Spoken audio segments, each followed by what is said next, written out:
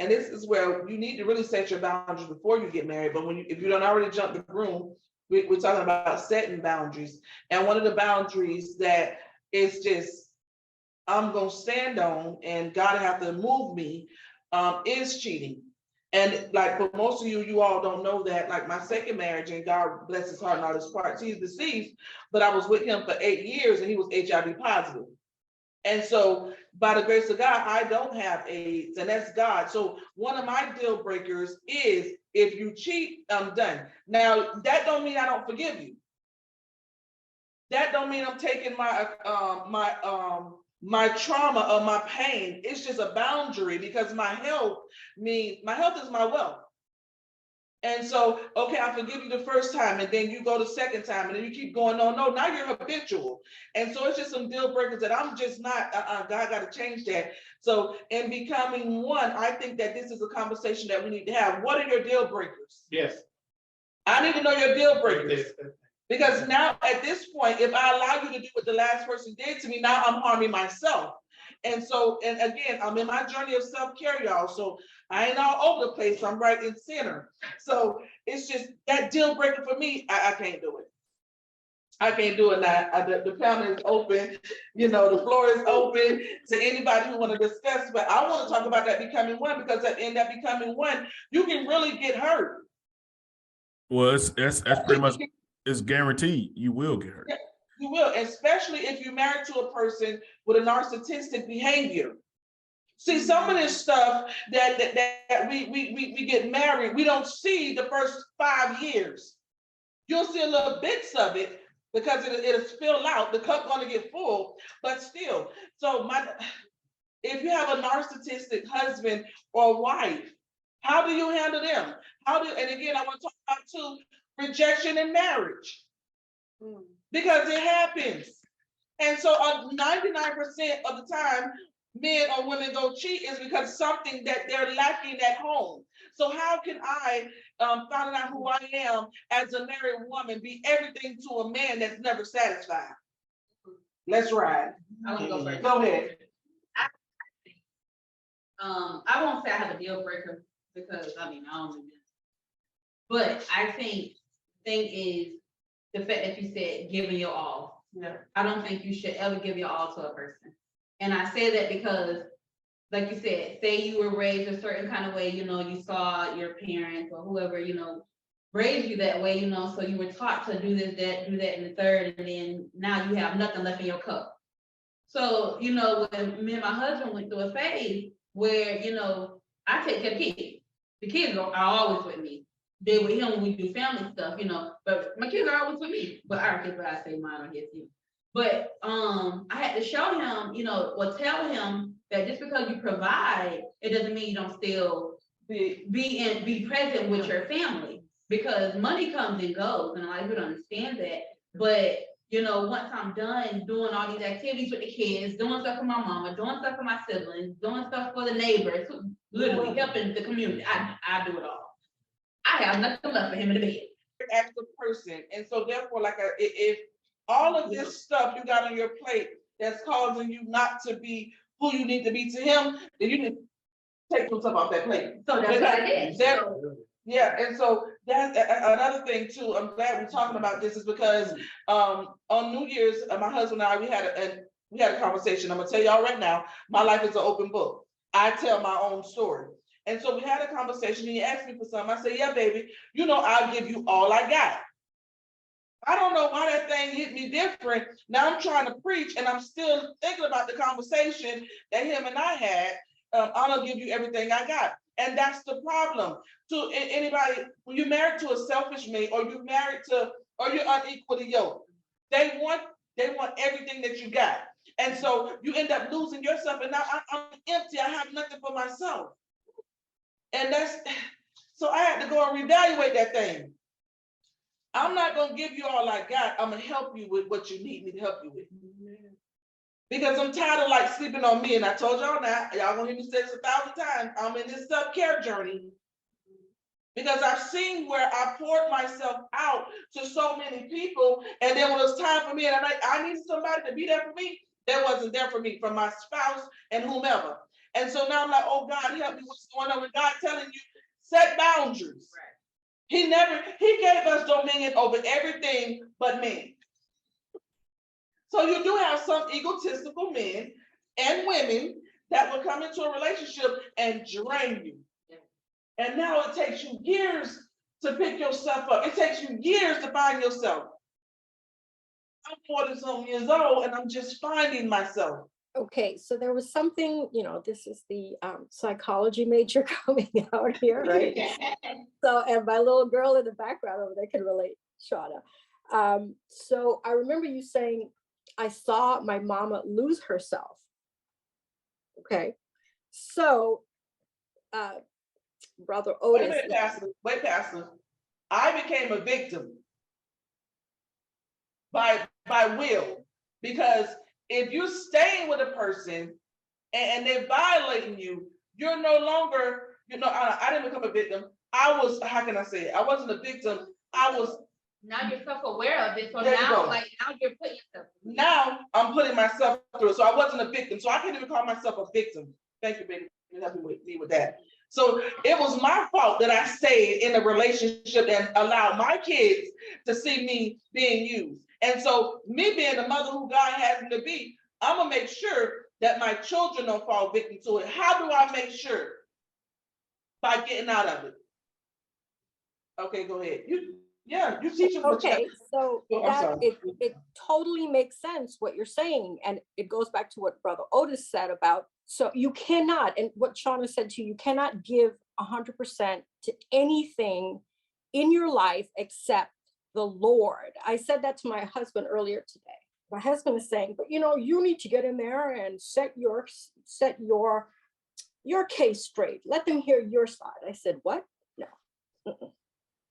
The only person I need to answer to is the God Almighty. And I don't have to prove myself to my family. I don't have to prove myself to anybody except God. And my husband can turn on me. My kids can turn on me. My best friend can turn on me. But God will never turn on me. Real quick. So don't get me wrong now. When I say that still doesn't mean that I'm not going to go all out now. I'm still going to go all out. I'm going to give you 100%. As you're giving me 100%, we have to be matching this thing, and that's with any relationship. And I preached it. I live by this. You giving me, you scratching my back, I'm gonna scratch your back, and I'm gonna scratch your heart if that's the case, because I see that you're trying. I see what you're doing. I see that okay, you're not just taking from me, you're giving to me, and that's literally if you allow people to drain you dry, they will do it. Yeah, I think we're kind of merging concepts here. And I like the way you clarified that, because if you're not giving 100%, you're not giving anything. Mm-hmm. It's agape. We keep coming back to that. Yeah. But what you're talking about is not being abused. Right. Yeah. Okay. And God expects us to be conservators of the gift that he gave us, which is us.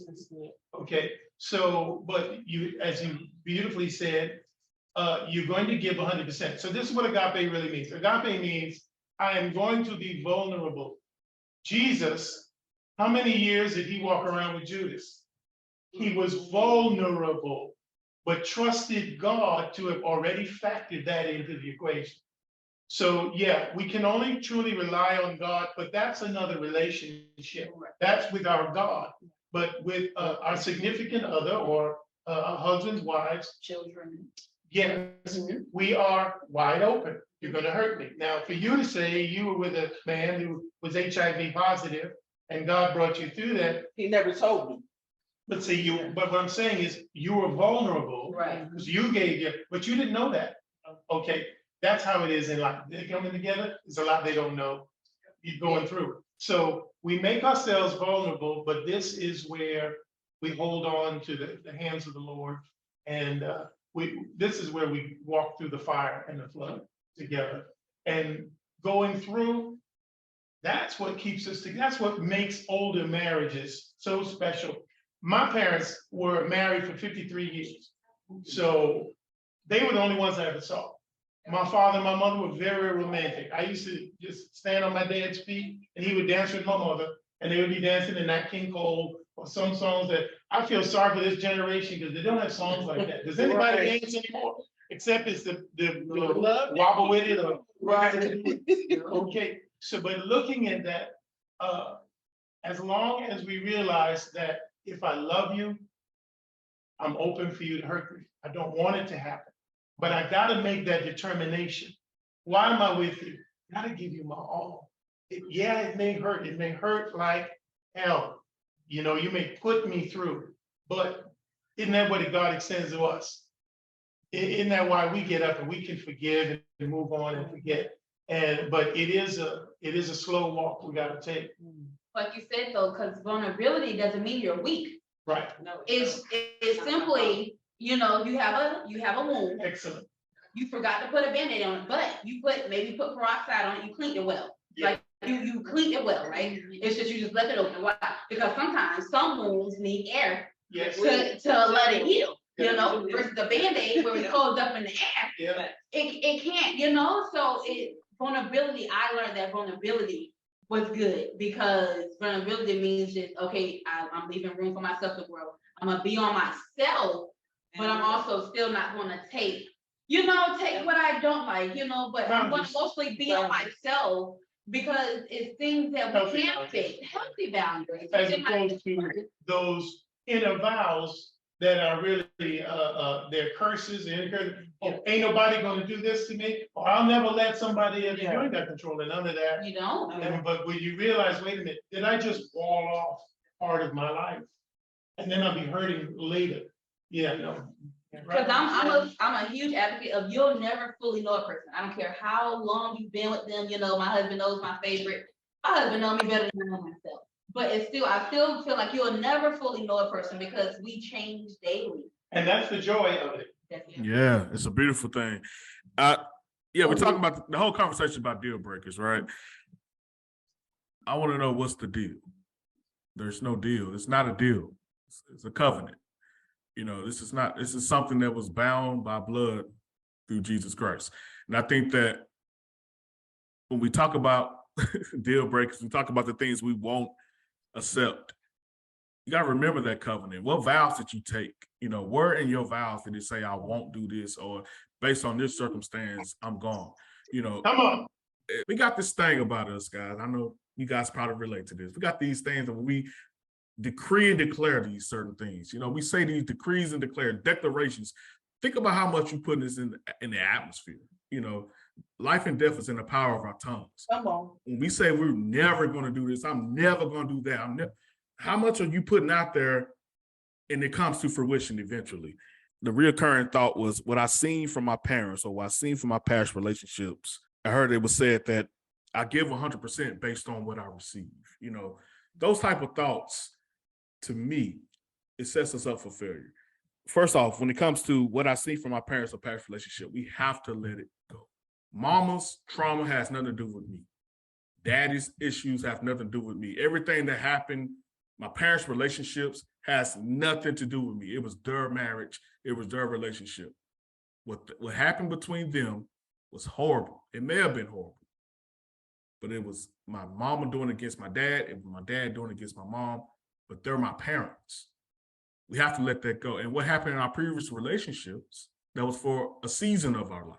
But for this next person that we have, how do we recover? How do we not repeat that same thing with still the remnants of that previous relationship still on us? I fully recommend therapy in those situations because if you're still talking about or still having issues with what happened in the last relationship and that's affecting this now relationship, or that even goes into your psyche, because really when we talk about a lot of our issues, I don't think we have trust issues.